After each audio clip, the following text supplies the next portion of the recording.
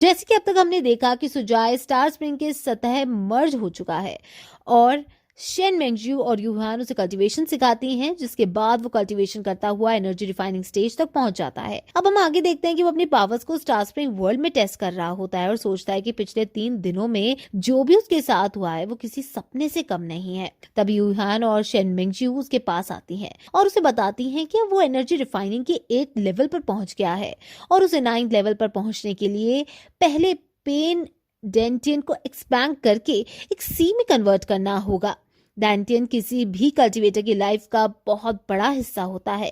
इससे सारी कल्टीवेशन डेंटियन के थ्रू ही होती है, इसलिए अब तुम्हें लगातार एनर्जी को एब्जॉर्ब करके अपने मेरिडियंस के थ्रू अपने डेंटियन तक पहुंचना होगा, जिससे तुम्हारे डेंटियन एक्सपेंड हो सके। और ये बहुत लंबा प्रोसेस है, इसलिए अब तुम्हें शांत रहते हुए करना ही होगा। तब सुजाय अपनी कल्टीवेशन स्टार्ट करता है और यूहान उसकी मदद के लिए उसके पास टॉप लेवल स्पिरिचुअल स्टोन्स फेंकती हैं, जिनकी एनर्जी को वो अपने अंदर एब्जॉर्ब करने लगता है। अपने स्पिरिचुअल स्टोन्स को यूं ऐसे यूज होता देखकर शेन मेंगजू रोने लगती है, लेकिन यूहान उसकी परवाह न करते हुए सुजाय के चारों तरफ स्पिरिचुअल स्टोन से एक स्पिरिट गैदरिंग एरे बना देती है, जिससे उसे एनर्जी एब्जॉर्ब करने में काफी आसानी होती है। तब शेन मेंगजू कहती है कि जिस हिसाब से सुजाय एनर्जी एब्जॉर्ब कर रहा है, उस हिसाब से उनके सारे स्टोन्स बहुत जल्दी ही खत्म हो जाएंगे। तब यूहान उसे कहती है कि उसे लग रहा है कि सुजाय जल्दी ही कोर फॉर्मेशन स्टेज पर पहुंचने वाला है और तब हम उसके लिए स्पिरिचुअल स्टोन्स कहाँ से लाएंगे। तब शेन मेंगजू से कहती है कि क्यों ना हम कुछ स्टोन्स यहाँ के टॉप सेक्ट से मांग ले। तब यूहान उसे चिढ़ाते हुए पूछती है कि क्या तुम यहाँ के सेक्ट्स को लूटना चाहती हो। फिर यूहान उसे बताती है कि सुजाय लगभग 700 स्पिरिचुअल स्टोन्स की मदद से कोर फॉर्मेशन स्टेज की 9th लेवल तक पहुंच सकता है, लेकिन उसके बाद उसके लिए नेसेंट सोल बनाना काफी मुश्किल हो जाएगा और वैसे भी एक नेसेंट सोल फॉर्म करने के लिए उसे एक छोटे से हेवनली ट्रिब्यूलेशन से गुजरना होगा। तब शेन मेंगजू उसे कहती है कि उसकी मदद के लिए हम एक सोल प्रिजर्विंग फॉर्मेशन बना सकते हैं जो उसके ट्रिब्यूलेशन के टाइम हेल्प करेगी। तब यूहान उसे कहती है कि अभी हम एंसेस्ट्रल लैंड में हैं, तो क्या उस फॉर्मेशन के लिए हमें यहाँ जरूरी सामान मिल जाएगा।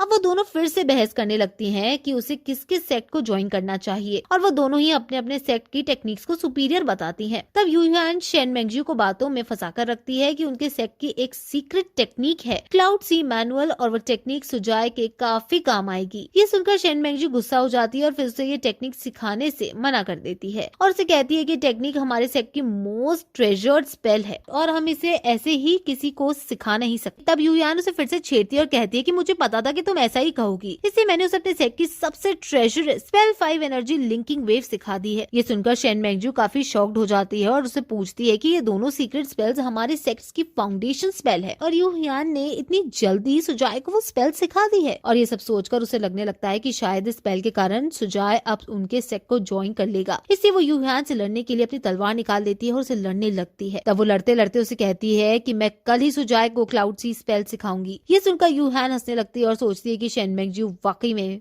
बहुत सीधी है। वहीं दूसरी तरफ हमें दिखाया जाता है कि वो मिस्टीरियस आदमी जो हमें पहले के एपिसोड में दिखाया गया था, वो एक गांव में जाता है और वहाँ के लोग उसे देखकर उसके बारे में बातें करने लगते हैं। तभी वो मिस्टीरियस आदमियों की तरफ मुड़कर देखता है तो वो दोनों आदमी डर जाते हैं और सीधे अपने काम पर निकल जाते हैं। तब वो मिस्टीरियस आदमी एक तरबूज बेचने वाले के पास जाता है और उससे पूछता है कि क्या तुम तरबूज मीठे बेचते हो, इसकी गारंटी दे सकते हो। ये सुनकर जैसे ही वो आदमी अपनी आंख खोलता है, उस मिस्टीरियस आदमी को देखता है तो वो चौंक जाता है और कहता है कि तुम यहाँ एंसेस्ट्रल लैंड में कैसे। तब वो तरबूज बेचने वाला उससे कहता है कि क्या तुम्हें डर नहीं है कि यहाँ के रिस्ट्रेंट तुम्हें फील कर लेंगे और तुम्हें मार देंगे। तब वो मिस्टीरियस आदमी कहता है कि स्टार स्प्रिंग का मास्टर यहाँ आ चुका है और मैं उसी के लिए आया हूँ। ये सुनकर वो दुकानदार एक्साइटेड हो जाता है और कहता है कि मैं हजारों सालों से तड़प रहा हूँ, अब आखिर स्टार स्प्रिंग का मास्टर यहाँ आ ही गया और अब मैं आजाद हो सकता हूँ। तब वो दुकानदार उस आदमी से पूछता है कि स्टार स्प्रिंग का मास्टर कहाँ है, जिसे सुनकर वो मिस्टीरियस आदमी कहने लगता है कि अगर मुझे पता होता कि वो मास्टर कहाँ है तो मैं तुम्हारे पास ही क्यों आता। उसके बाद हम वापस से सुजाय को देखते हैं जो कि अपनी कल्टीवेशन में है। तभी शेन मेंगजू वहाँ आकर उससे पूछती है कि क्या वो आज भी कबाब खाने जा सकते हैं, जिस पर सुजाय उसे मना कर देता है और उसका ध्यान भटकाने के लिए उसे कंप्यूटर गेम की तरफ डाइवर्ट कर देता है और फिर वो उसे कंप्यूटर के बारे में बताता है और उस पर उसे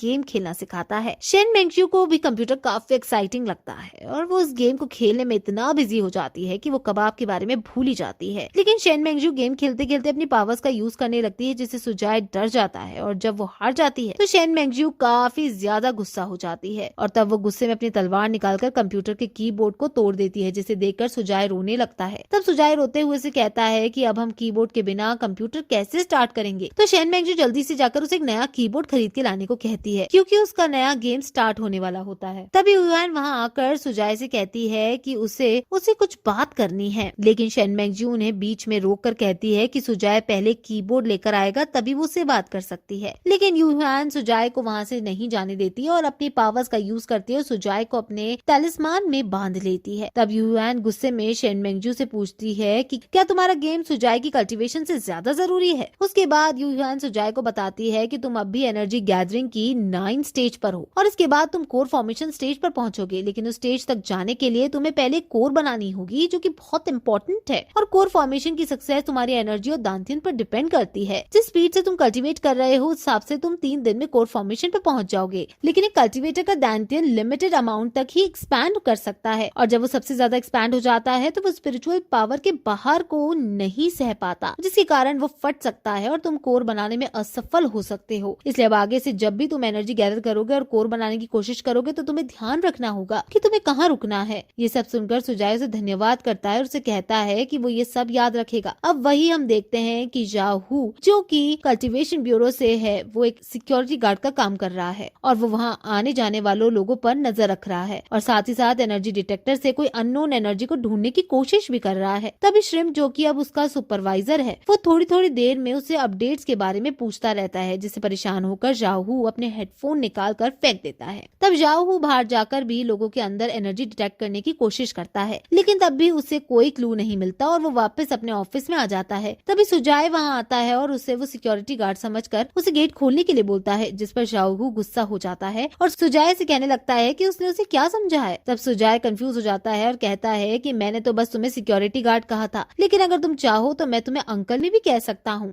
ये सुनकर जाहू को काफी गुस्सा आ जाता है और उसे लगने लगता है कि अब एक आम आदमी भी उसका मजाक उड़ा रहा है और इसलिए वो गुस्से में सुजाए को एक पंच मार देता है। लेकिन तभी टाइम रिवर्स होता है और हमें पता चलता है कि दरअसल जाहू ने सुजाए को पंच नहीं मारा है और वो ये बस अपने दिमाग में सोच रहा था कि जिसके बाद जाहू गेट खोलकर सुजाए को वहाँ से जाने देता है। अब जैसे सुजाए वहाँ से निकल कर जाता है तभी जाहू का स्पिरिट डिटेक्टर अलार्म करने लगता है और जब वो उस मशीन को देखता है तो उसे पता चलता है कि सुजाए एनर्जी गैदरिंग की लेवल 9 पर है, जिसे